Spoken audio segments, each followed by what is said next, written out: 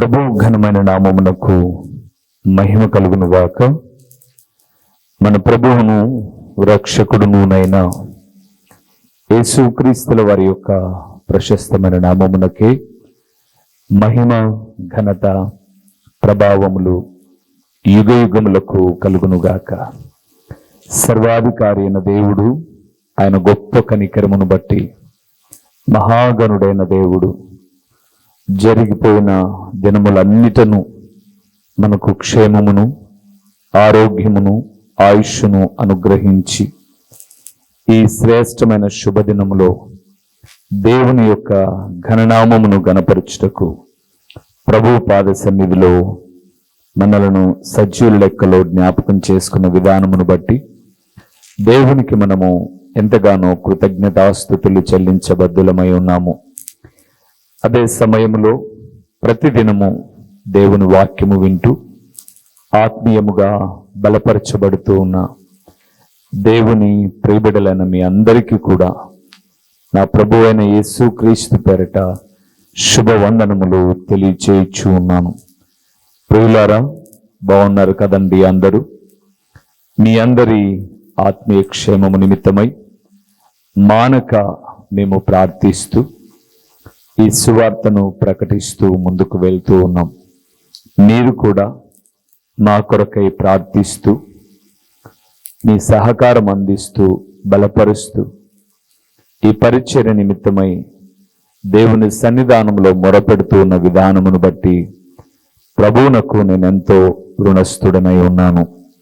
దేవునియందు ప్రియమైన వార్లారా, బైబిల్ గ్రంథములో ఒక విశిష్టత కలిగిన వ్యక్తులు ఆదాము నుంచి మన ప్రభు అయిన యేసుక్రీస్తు వరకు ఎందరో మనము సందేశాలు చెప్పేటప్పుడు వాడుకునే ఉపమాన రీతిలో వాడుకునే గొప్ప వ్యక్తులు కొందరున్నారు.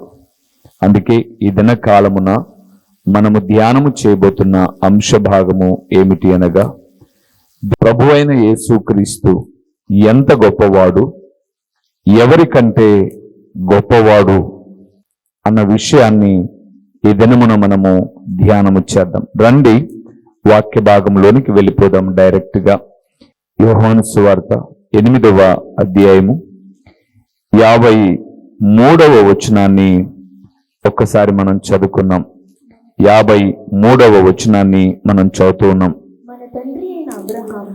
మన తండ్రి అయిన అబ్రహాము చనిపోయెను గదా, నీవతని కంటే గొప్పవాడవా?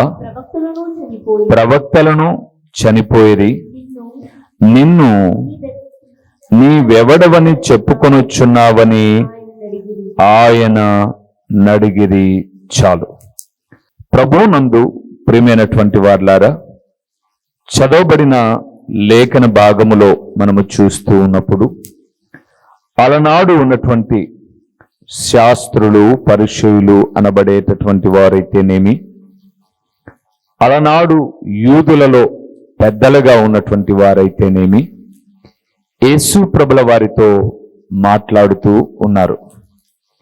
ఏమని మాట్లాడుతున్నారు అని యోహాను సువార్త 8వ అధ్యాయము 53వ వచనాన్ని చూస్తున్నప్పుడు, మన తండ్రి అయిన అబ్రహాము చనిపోయెను గదా, నీవు అతని కంటే గొప్పవాడవా? అతని కంటే గొప్పవాడవా? మన సబ్జెక్ట్ ఏంటి? యేసుక్రీస్తు ఎంత గొప్పవాడు, ఎవరికంటే గొప్పవాడు అన్నది మన అంశభాగం. వారు అడిగారు, మన తండ్రి అయిన అబ్రహాము, అలనాడు మూల పితరుడుగా విశ్వాసమునకు తండ్రిగా ఉన్నటువంటి అబ్రహాము. నేనంటాను ఈ వాక్యము ప్రకటిస్తూ, అబ్రహాము కాలములో ఈ శాస్త్రులు, పరిసయ్యులు ఉన్నట్లయితే అబ్రహామును కూడా ఏమని అడిగేవారంటే, నీకన్నా ముందు నోవాహు ఉన్నాడు కదా, అతనికన్నా గొప్పవాడవా నువ్వు అని అబ్రహామును అడిగేవారు. వీరి వైఖరి ఏంటి అంటే, తమ ముందు ఎవరిని గొప్పగా చేస్తూ ఉన్నా వారు సహించలేరు. శాస్త్రులు పరిచయులు అనబడేవారు తామే గొప్పవారము, తామే ఉన్నతులము అన్న ఆలోచన విధానాన్ని కలిగిన వారు. అందుకే వారు ఎవరు గొప్పగా ఎదుగుతున్నా సహించలేరు. యేసు ప్రభుల వారికి ఉన్న పేరు, అలనాడు జన సమూహము ఆయన వెంట వెళుతూ ఉన్నప్పుడు వీరిలో ఈ భావన మొదలైంది. ఏంటి, ఇతను మరియా యోసేపుల కుమారుడు కదా, నజరేతు ఊరివాడు కదా, ఒక వడ్రంగి పని చేసేటటువంటి వ్యక్తి కదా, ఇతనికేంటి ఇంత గొప్ప పేరు రావడం? అందుకే యేసు ప్రభుని అడిగారు, మీరు అబ్రహాము కన్నా గొప్పవాడివా నువ్వు? ఇంకా మీరు ఇదే అధ్యాయములో, అంటే 8వ అధ్యాయం యోహాను సువార్తలోనే 41వ వచనాన్ని చూస్తే, మేము వ్యభిచారం వలన పుట్టిన వారము కాదు అన్నారు యేసు ప్రభుతో. అంటే ఇండైరెక్ట్ గా వాళ్ళు ఏం చెప్పారంటే, నీ పుట్టుక మంచిది కాదు అన్నట్లుగా మాట్లాడారు. గుర్తుపెట్టుకోండి ప్రియులారా, అబ్రహామును పుట్టించిన వాడే నా ప్రభు అయిన యేసుక్రీస్తు. అంటే అబ్రహాము కన్నా గొప్పవాడు. ఎలాగో చూద్దాం. అక్కడే 58వ వచనంలో యేసు ప్రభుల వారు మాట్లాడిన ఒక మాట చూడండి. యేసు, అబ్రహాము పుట్టక మునిపే నేను ఉన్నానని మీతో నిశ్చయముగా. అంటే మీరు ఇప్పుడు గుర్తుపెట్టుకోండి, అబ్రహాము జన్మించక ముందే నా ప్రభు అయిన యేసుక్రీస్తు ఉన్నాడు. అందుకే బైబిల్ గ్రంథం సెలవిస్తూ ఉంది, యేసు ప్రభుల వారు ఎంత గొప్పవాడు, ఎవరికంటే గొప్పవాడు అంటే అబ్రహాము కంటే గొప్పవాడు, అబ్రహాము కంటే ముందున్నవాడు. యేసు ప్రభుల వారు 2000 నాటి చరిత్ర కలిగిన వాడు కాదు. ఆయన ఆదియు అంతమునై ఉన్నవాడు. ఆయన ఆరంభమైన దేవుడు, అంతము కాదు, నిరంతరము ఉన్నవాడు. నిరంతరము ఉన్నవాడు. అందుకే మొదటి విషయాన్ని జ్ఞాపకం చేస్తున్నాను, అబ్రహాము కంటే గొప్పవాడు నేను ప్రకటిస్తున్న ప్రభువైన యేసు క్రీస్తు. రెండవది ఎవరికంటే గొప్పవాడో చూద్దామా?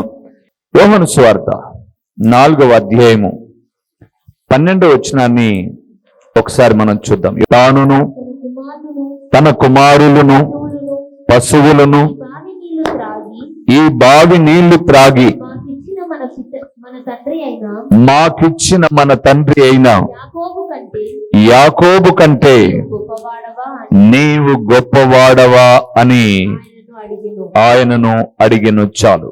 ప్రభునందు ప్రియమైనటువంటి వారులారా, యేసు ప్రభుల వారు సమరయ అనబడేటటువంటి గ్రామానికి ఒక పాపాత్మురాలను రక్షించడానికి, తన మనస్సును మార్చడానికి ఆ ప్రదేశానికి వెళ్ళాడు అని ఎన్నో పర్యాయములు మనం విన్నాం.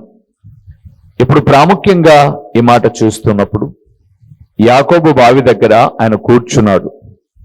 అది మధ్యాహ్నపు వేళ. సహజంగా స్త్రీలు అనబడేవారు ఉదయ సాయంకాలపుల పూట బావి దగ్గరికి వెళ్ళి నీరు చేదుకుంటారు. అప్పుడు ఆహారాన్ని సిద్ధం చేసుకుంటారు. తర్వాత వారి పనికి వారు వెళ్తారు.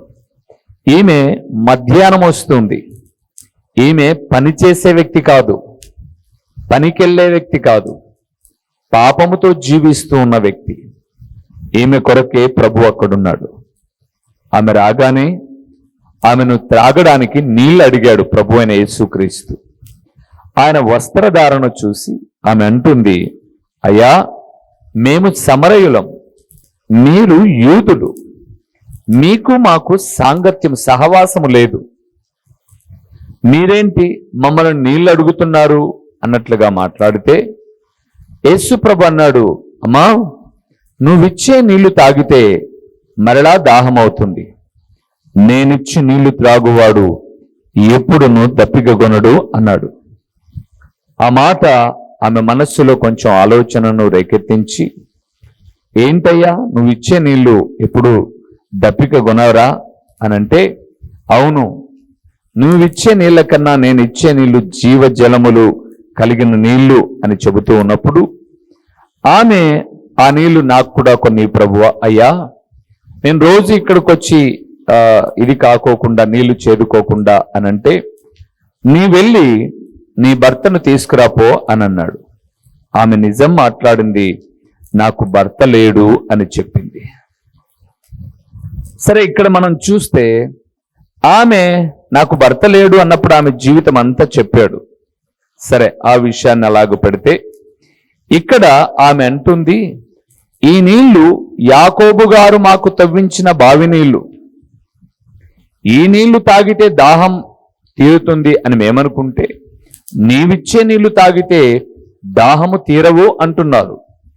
మరి మీరు యాకోబు కన్నా గొప్పవారా అని అడిగింది. ప్రభువునందు ప్రియులారా, ఆ మాట అడిగినప్పుడు యేసు ప్రభుల వారు చెప్పారు, నేనిచ్చే నీళ్లు త్రాగువాడెప్పుడు దప్పికగొనడు, నిత్య జీవమున కొరకే ఊరెడి నీళ్లు నేను ఇస్తాను అని చెప్పాడు. అవి నాకు కావాలని ఆమె అడిగితే, నీ వెళ్ళి నీ భర్తను పిలుసుకురాపో అని అంటే ఆమె భర్త లేడు అని చెప్పింది. నీవు చెప్పిన మాట నిజమే, నీకు ఇప్పటిదాకా 5 మంది భర్తలున్నారు, ఇప్పుడున్నవాడు కూడా నీవాడు కాడు అని చెప్పగానే, నీవు మెస్సయ్యవా, నువ్వు ప్రవక్తవా, ఎవరయ్యా నువ్వు, నా జీవితం అంతటిని చెబుతున్నావు అని అంటే, మీకు జ్ఞాపకం చేస్తున్నాను, యాకోబు కన్నా గొప్పవాడు సమరయ స్త్రీని కలిసిన ఆ ప్రభు అయిన యేసుక్రీస్తు. ప్రభువునందు ప్రియమైన వారలారా, ఈరోజు నీటి గురించి కాక నిత్య జీవానికి ఊరెడేటువంటి జలములను ఇచ్చే దేవుడు ప్రభు అయిన యేసుక్రీస్తు. ఆయన గొప్పవాడు. ఆయన ఎవరు? గొప్పవాడు. ఎవరికన్నా? అబ్రహాము కన్నా గొప్పవాడు, యాకోబు కన్నా గొప్పవాడు. అబ్రహాము జీవితానికి ఆధారమైన వాడు, యాకోబు జీవితమును ఫలభరితము చేసిన వాడు నేను ఆరాధిస్తున్న ప్రభువైన యేసుక్రీస్తు. అందుకే గుర్తుపెట్టుకోండి, ఎన్నో సందేశాలలో అబ్రహాము చరిత్రను తండోపతండాలుగా చెప్పుకుంటూ ఉంటాం. అబ్రహాము విశ్వాసాన్ని గొప్పగా చెబుతూ ఉంటాం. యాకోబు యొక్క జీవితాన్ని గొప్పగా వివరిస్తూ ఉంటాం. నేను వివరించద్దు అని చెప్పట్లేదు, కానీ యాకోబు కన్నా అబ్రహాము కన్నా గొప్పవాడు నేను ఆరాధిస్తున్న ప్రభు అయిన యేసుక్రీస్తు. ఇంకా ఎవరికన్నా గొప్పవాడో చూద్దామా? లూకా రాసిన సువార్త 11వ అధ్యాయము 31వ వచనాన్ని ఒక్కసారి మనం చదువుకుందాం. దక్షిణ దేశపు రాణి విమర్శ కాలమున ఈ తరము వారితో కూడా లేచి వారి మీద నేరస్థాపన చేయును.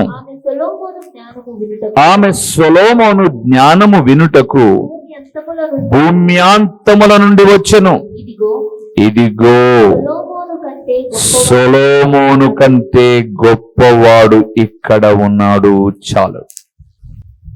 ప్రభువునందు ప్రియులారా, అలనాడు సొలొమోను యొక్క జ్ఞానపు కీర్తి నలుదిక్కులా వ్యాప్తి చెందింది.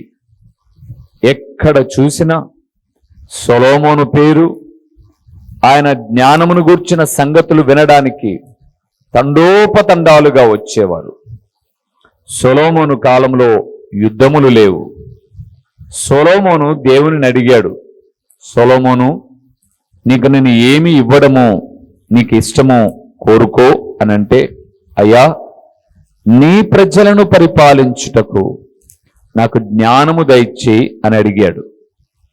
సొలొమోను జ్ఞానాన్ని వినడానికి ప్రపంచ అంత్యాల నుంచి, భూమ్యాంతముల నుంచి అనేక మంది వస్తే షెబాదేశపు రాణి కూడా దాదాపు 1500 కిలోమీటర్లు ప్రయాణము చేసి సొలొమోను యొక్క జ్ఞానాన్ని కనుగొనడానికి వచ్చింది. మరలా చెప్తున్నాను, 1500 కిలోమీటర్లు ప్రయాణం చేసి షెబాదేశపు రాణి సొలొమోను గొప్పవాడు అని, జ్ఞానము కలిగిన వాడు అని వచ్చింది. ఆమె జ్ఞానాన్ని, లేకపోతే ఆయన జ్ఞానాన్ని ఆమె కనుగొనింది.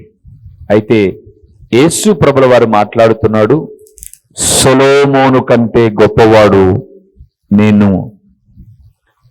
సొలొమోను కొరకు, జ్ఞానము కొరకు 1500 కిలోమీటర్లు ప్రయాణం చేస్తే, ఈరోజు మీకు చెప్పేనా, ఒకవేళ 1500 కిలోమీటర్లు ప్రయాణం చేసిందో ఆమె 2500 కిలోమీటర్లు ప్రయాణం చేసిందో అలాగూ ప్రక్కన పెడితే, ఈరోజు దేవుడు ప్రభువైన యేసుక్రీస్తు జ్ఞానము కొరకు ప్రపంచ దేశాలన్నీ కూడా దేశాలను సంచరిస్తూ ఉన్నాయి.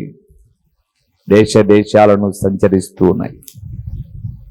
కొంతమంది బైబిలు తర్ఫీదును పొందడానికి అమెరికా దేశానికి వెళ్తారు. మన భారతదేశం నుంచి అమెరికా దేశానికి 24 గంటల ప్రయాణం. 24 గంటల ప్రయాణం. అంతర్జాతీయ విమానం గంటకు 900 కిలోమీటర్లు ప్రయాణం చేస్తుందట. ఆ ప్రకారముగా 24 × 900 గంటకు 900 చొప్పున మనం ప్రయాణాన్ని లెక్క కడితే వేల కిలోమీటర్ల దూరం అమెరికా దేశానికి వెళ్తున్నారు. అక్కడ బైబిల్ యొక్క జ్ఞానాన్ని నేర్చుకుంటూ ఉన్నారు. లేదా ఇజ్రాయేలు దేశానికి వెళ్ళినా, ఇంకా ప్రపంచ దేశాలలో ఏ దేశానికి వెళ్ళినా వారు నేర్చుకున్న వాక్య తర్ఫీదును వారు ప్రకటించేటప్పుడు సొలొమోనును గురించి ప్రకటించరు.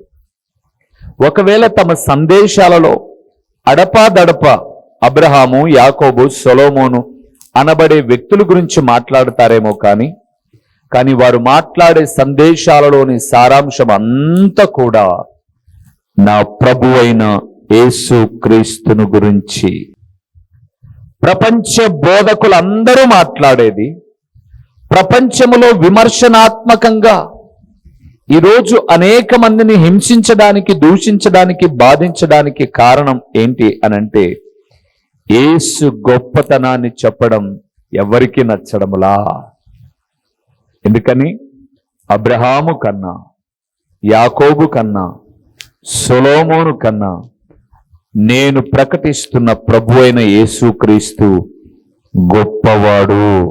ఓ దేవుని జనాంగమా, ఈ రూబేను ప్రకటించిన, గొప్ప గొప్ప సేవకులు ప్రకటించిన, లేదా ఇది వరకు కాలగర్భములో కలిసిపోయిన ఒక సాధు సుందర్ సింగ్ అయినా, దైవజనులు భక్త సింగ్ అయినా, ఎందరో చెప్పాను కదండి, వారందరూ ప్రకటించింది అబ్రహామును గురించి కాదు, యాకోబును గురించి కాదు, సొలొమోను గురించి కాదు, జ్ఞాన ప్రదాత అయిన ప్రభు అయిన యేసుక్రీస్తు గురించి. అందుకే నా ప్రభు అయిన యేసుక్రీస్తు సొలొమోను కంటే గొప్పవాడు. సొలొమోను కంటే గొప్పవాడు. ఇంకో మాట చూద్దామా? మత్తయి రాసిన సువార్త 12వ అధ్యాయము 41వ వచనాన్ని, అక్కడ ఒక మాట ఉంది, చూద్దాం. 12వ అధ్యాయము 41వ వచనాన్ని మనం చూస్తూ ఉన్నాం. నినివే వారు యోనా ప్రకటన విని మారు మనస్సు పొందిరి గనుక విమర్శ సమయమున నినివే వారు ఈ తరము వారితో నిలబడి వారి మీద నేరస్థాపన చేయుదురు. ఇదిగో యోనా కంటే గొప్పవాడు ఇక్కడ ఉన్నాడు, ఆయన ప్రభు అయిన యేసుక్రీస్తు. యోనా అనబడే దేవుని సేవకుని నినివే పట్టణం వెళ్ళి నన్ను గూర్చిన సంగతులు ప్రకటించు అన్నప్పుడు ఒక దిన ప్రయాణమే. వాస్తవానికి నినివే పట్టణం 3 దినముల ప్రయాణం చేయగలిగిన పట్టణం. ఆ పట్టణంలో 1,20,000 మంది పైబడిన జనాభా ఉన్నారు. ఆ పట్టణంలో యోనా ఒక దినము ప్రకటిస్తేనే ఆ దేశములో ఉన్న రాజు మొదలుకొని సామాన్యుని వరకు గోనె పట్ట కట్టుకొని మేము అపరాధులము, దోషులము అని ప్రభు వైపు పశ్చాత్తాపడ్డారు. అందుకే ఈరోజు ప్రపంచ దేశాలన్నిటిను యేసు ప్రభుల వారి సువార్త ఎందుకు ప్రకటిస్తుంది అంటే, మీరు చేస్తున్న పాపము ఘోరమైనది, మీరు చేస్తున్నటువంటి దుశ్చర్యలు చాలా చెడ్డవి, ఇదిగో మీరు మనస్సు మార్చుకొనండి, ప్రభు అయిన యేసుక్రీస్తును నమ్ముకొనండి, ఆయన వలె నీతిగా బ్రతకండి అని నాలాంటి సేవకులు ప్రపంచమంతా తిరుగుతున్నా పట్టించుకోవడం లేదు కదా. ఒక దినాన నినివే పట్టణ ప్రజలు దేవుని రాకడలో ఎత్తబడినటువంటి తర్వాత, లేదా తీర్పు కాలంలో వారు మన మీద నేరస్థాపన చేస్తారు. ఎందుకయ్యా మీరు ఇంత మా మీద నేరస్థాపన చేస్తున్నారు అనంటే, మాకు యోనా అనే దైవజనుడు చెప్పగానే మేము మా మనస్సును మార్చుకున్నాం, పశ్చాత్తాపడ్డాం. మేము చేయాలనుకున్న పాపము చేయకుండా మానుకున్నప్పుడు మా మీదికి రావాలనుకున్న కీడును దేవుడు ఆపాడు అని వారు నేరస్థాపన చేస్తే, ఈరోజు అంటున్నాడు, యోనా కంటే గొప్పవాడైన యేసుక్రీస్తు ఒకరోజు కాదు 3.5 సంవత్సరాలు ప్రకటించాడు.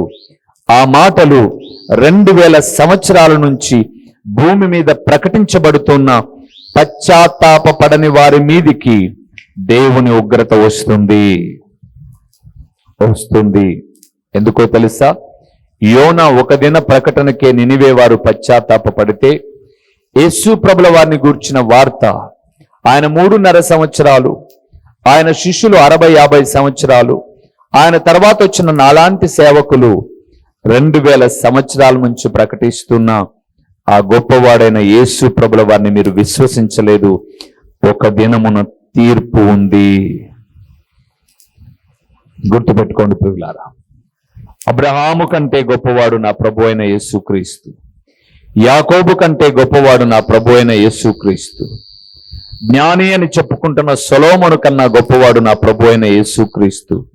ఒక దిన ప్రకటన ద్వారానే 120,000 మంది పశ్చాత్తాపపడిన యోనా కంటే నా ప్రభు అయిన యేసుక్రీస్తు గొప్పవాడు. ఎందుకో తెలుసా?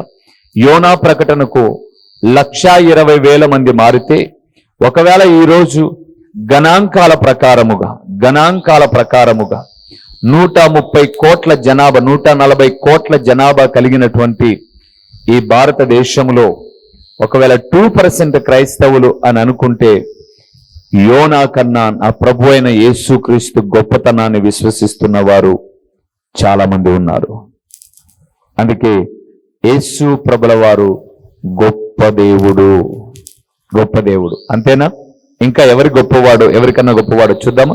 అక్కడే మత్తయి రాసిన సువార్త 12వ అధ్యాయము 6వ వచనాన్ని మనం చూద్దాం ప్రియులారా. 6వ వచనాన్ని మనం చూస్తూ ఉన్నాం. దేవాలయము కంటే గొప్పవాడు ఇక్కడ ఉన్నాడని మీతో చెప్పుచున్నాను. చాలు ప్రియులారా, యేసు ప్రభుల వారు అలనాడు ప్రసంగిస్తూ ఉన్నప్పుడు వారందరూ దేవాలయానికి ప్రాధాన్యతనిచ్చేవారు.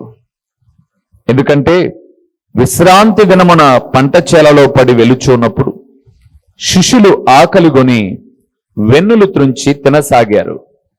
అప్పుడు వాళ్ళు అన్నారు, ఏంటి ప్రభువా, నీ శిష్యులేంటి విశ్రాంతి దినమున ఎవరు ఏ పని చేయరు, అలాంటిది పంట చేలలో పడి తిన్నారు అనంటే, దావీదు చేసినది మీరు వినలేదా అన్నాడు.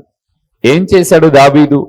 తన మామైన సౌలు తరుముతూ ఉన్నప్పుడు తాను మందిరంలోనికి వెళ్ళి దేవుని సేవకులు మాత్రమే తినవలసినటువంటి సముఖపు రొట్టెలు తిన్నారు. మీకు తెలుసా? అవును, తిన్నారు. మరి దావీదు తిన్నప్పుడు తప్పు లేదా? విశ్రాంతి దినానికి మీరు ప్రాధాన్యతనిచ్చారు. ఇదిగో విశ్రాంతి దినము కన్నా దేవాలయము కన్నా గొప్పవాడైన ప్రభు అయిన యేసుక్రీస్తును నేను అన్నాడు. ప్రభునందు నాకు ప్రియమైన వారలారా, ఈరోజు చాలా మంది మందిరాలను చూసి మురిసిపోతున్నారు, కానీ మందిరము కన్నా గొప్పవాడు ప్రభు అయిన యేసుక్రీస్తు. కట్టడేముందండి? రాకడలో కట్టడాలు కాదు పరలోకానికి వెళ్ళేది. ప్రభు అయిన యేసుక్రీస్తును విశ్వసించిన ఆత్మ సంబంధమైన మందిరమైన మనమే. అందుకే యేసు ప్రభుల వారు అన్నారు, దేవాలయము కంటే గొప్పవాడు ఇక్కడున్నాడు. దేవుని ప్రియబిడ్డలారా, దేవాలయాలను చూసి మురిసిపోమాకండి. అది ఎంత పెద్ద దేవాలయమైనా, చిన్న పూరిపాకైనా, అబ్బా మహాదేవాలయం అన్నా, కోట్లతో నిర్మించిన అది కూడుకునేటటువంటి స్థలమే తప్ప అది ఆరాధనకు యోగ్యమైనది కాదు. అంటే దేవాలయాన్ని ఆరాధించడం కాదు. దేవాలయము కన్నా గొప్పవాడైన ప్రభువును ఆరాధించడానికే మనం వెళ్తున్నాం. చాలామంది దేవాలయానికి ఇచ్చిన ప్రాధాన్యత దేవునికి ఇవ్వడంలా. అందుకేనేమో నా యేసు ప్రభు ఈ సమయం ముందు మాట్లాడుతున్నాడు. అబ్రహాము కన్నా గొప్పవాడాయన, యాకోబు కన్నా గొప్పవాడాయన, సొలొమోను కన్నా గొప్పవాడాయన, దేవాలయము కన్నా కూడా గొప్పవాడండి ఆయన. నేను ఎవరిని తృణీకరించట్లేదు. దేవుడు అనుటకు యోగ్యుడు నేను ఆరాధిస్తున్న ప్రభువు అని చెబుతున్నాను. ఎలాగా? కామ క్రోధ మద మత్సర్యములు లేని పరిశుద్ధుడైన దేవుడు. నాలో పాపమున్నదని మీలో ఎవడైనా స్థాపింపగలడా అని ప్రపంచానికి సవాలు విసిరిన దేవుడు యేసు ప్రభుల వారు. అందుకే దావీదు కీర్తనాకారుడు అంటున్నాడు, మన ప్రభువు సమస్త దేవతల కంటే గొప్పవాడు.